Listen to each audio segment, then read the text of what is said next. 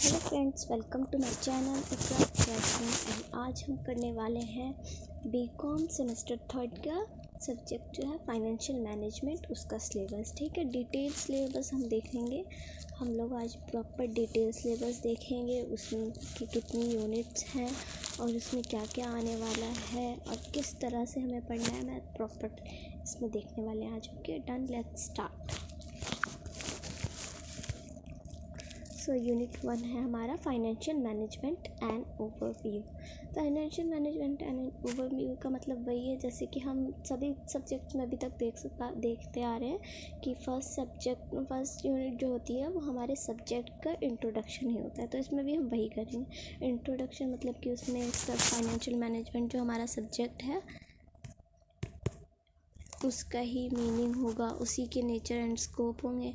Objective of financial management, profit maximization है इसमें एंड वेल्थ मैक्सिमाइजेशन। प्रॉफिट मैक्सिमाइजेशन वो हो गया जो हमारी प्रॉफिट होती है, एक्स्ट्रा प्रॉफिट मतलब प्रॉफिट जो बचता है रेवेन्यू में से डिडक्ट करने के बाद जो प्रॉफिट हमारे पास बचता है उसको मैक्सिमाइज़ करना। वेल्थ मैक्सिमाइजेशन यानी टोटल वेल्थ जो होती है हमारी वो मैक्सिमाइज करना। ओके, और time value of money TVM ये बहुत इम्पॉर्टेंट है। ठीक है, और रिस्क एंड रिटर्न हम देख लेते हैं। इसमें जो हमारा इम्पॉर्टेंट टॉपिक्स है, फोकस जिस पे फर्स्ट यूनिट में करना है, किस पे TVM न्यूमेरिकल्स, इसके न्यूमेरिकल्स पे करना है। ठीक है, बिकॉज इट इज़ इम्पॉर्टेंट।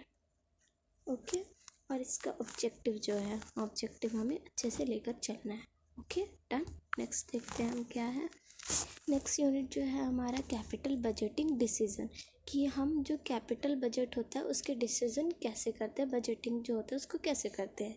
ठीक है, तो कैपिटल बजटिंग डिसीजन में पहले हमारा ये होगा, मीनिंग होगा एज ऑलवेज। ठीक है, इसकी मीनिंग अच्छे से, सभी चीज़ों की मीनिंग तो हमें आनी चाहिए कि भाई ये क्या है, इसमें क्या होता है, कैसे होता है, ये चीज़ें।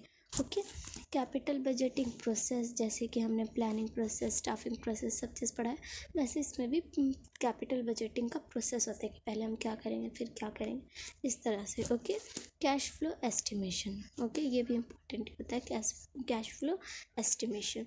अब हम इसके टेक्निक्स देख लेते हैं। ठीक है, कैपिटल बजटिंग की।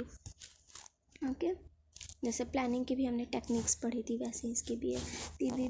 PBP जैसे फर्स्ट है पे बैक पीरियड। ठीक है, हमारा फर्स्ट क्या है, पे बैक पीरियड।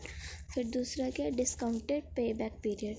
ये पहला पे बैक पीरियड है, इसमें है डिस्काउंटेड पे बैक पीरियड। ठीक है, और थर्ड है हमारा accounting rate of return. And next है नेट प्रेजेंट वैल्यू NPV, और internal rate of return, profitability index. Okay, ये 6 टेक्निक्स हैं हमारे इसमें। और इसमें सबसे ज़्यादा इम्पॉर्टेंट क्या है, न्यूमेरिकल्स जो है वो बहुत ज़्यादा इम्पॉर्टेंट है। ओके, इसको हमें ध्यान से करके चलना होगा। ओके डन, यूनिट 3 देख लेते हैं, मतलब नेक्स्ट देख लेते हैं, सॉरी। तो यूनिट 3 में क्या है, cost of capital and financing decision. Cost of capital and financing decision. ठीक है, कॉस्ट ऑफ कैपिटल के अंडर हमें क्या क्या करना है, cost of equity share capital, cost of retained earning, cost of डेब्ट, कॉस्ट ऑफ प्रेफरेंस शेयर। ठीक है, और क्या है, weighted average cost of capital वैट। ठीक है, और नेक्स्ट क्या है, मार्जिनल कॉस्ट। ठीक है, ये सारी चीज़ें हमें कॉस्ट ऑफ कैपिटल की करनी है।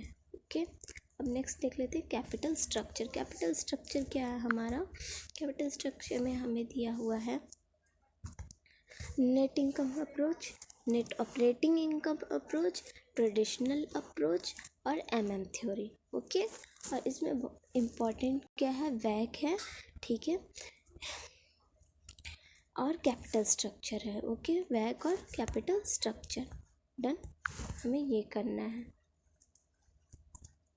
नेक्स्ट यूनिट देखते हैं, हमारा नेक्स्ट यूनिट है, 4th यूनिट है डिविडेंड डिसीजन। ठीक है, कि हमारा जो डिविडेंड होता है उसका जो डिसीजन कैसे लेते हैं, क्या है, सारी चीज़ें आएंगी इसके अंदर। ओके ठीक है,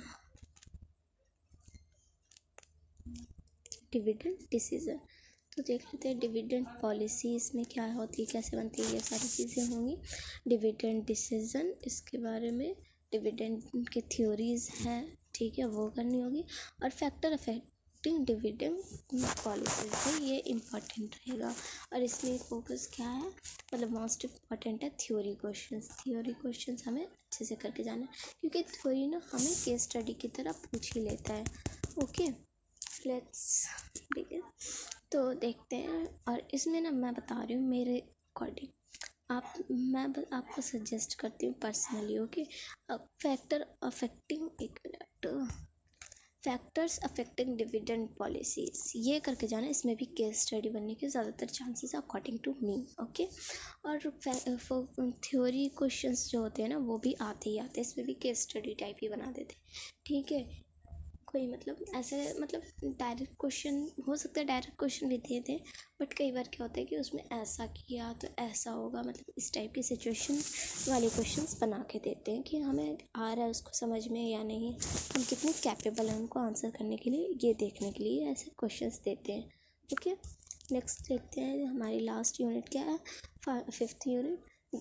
पहले मैं आपको ये बता देती हूँ कि इसमें ऑल टाइम मतलब कि सारे सब्जेक्ट में हमें फर्स्ट सेमेस्टर और सेकंड सेमेस्टर में भी 5 यूनिट करनी थी, और इसमें भी 5 यूनिट है। ठीक है, लास्ट यूनिट क्या है, 5th unit, working capital decision. Working capital तो आपको पता ही है। ओके, इसमें क्या है, meaning of working capital, estimation of working capital requirement, cash management, receivables management, credit policy, inventory management. Okay, और इसका जो मेन जो इम्पॉर्टेंट क्वेश्चंस होते हैं, किस मतलब इम्पॉर्टेंट टॉपिक्स है, कॉन्सेप्ट, इसका कॉन्सेप्ट हमें क्लियर होना चाहिए। ओके, जैसे कि मैंने यहाँ पे आपको मेंशन किया है, इसमें कॉन्सेप्ट हमें हमेशा क्लियर रखना है। प्रैक्टिकल क्वेश्चंस भी आते हैं इसमें ज़्यादातर। Okay, done. देखते हैं हम नेक्स्ट। यूनिट 2 और 3 सबसे ज़्यादा इम्पोर्टेंट है। यूनिट 2 और 3 को स्कोरिंग माना जाता है। ठीक है, क्योंकि इसमें से जो न्यूमेरिकल्स होते हैं ना वो डायरेक्ट आ जाते हैं यूनिट 2 और 3 में से। ये देखो, इसमें भी न्यूमेरिकल बहुत इंपॉर्टेंट है, अच्छे से उसका कॉन्सेप्ट क्लियर करके जाना। आपको जो भी डाउट हो मुझे कमेंट करो, मैं आपको आंसर करूँगी। ठीक है, ओके, और यूनिट 3 में भी न्यूमेरिकल्स हैं। ओके, इसका भी कॉन्सेप्ट, ये भी थोड़ा लेंथी क्वेश्चन है और स्कोरिंग भी है, लेंथी चैप्टर है और स्कोरिंग भी है, और बहुत अच्छे हैं। मतलब कि एक बार हमें कॉन्सेप्ट क्लियर हो गया ना तो हम बहुत इजीली इन चैप्टर को कर सकते हैं। सो अब आपको मतलब नेक्स्ट चैप्टर में नेक्स्ट कौन सा सब्जेक्ट का पहले बना दूँ, ये आप मुझे बता दो कमेंट करके। आपको बिज़नेस स्टैटिक्स का चाहिए, बिज़नेस मैथमेटिक्स का चाहिए, या फिर किसी अदर सब्जेक्ट का चाहिए, आप मुझे कमेंट करो, मैं नेक्स्ट वीडियो उसी पे बनाती हूँ। Okay, done.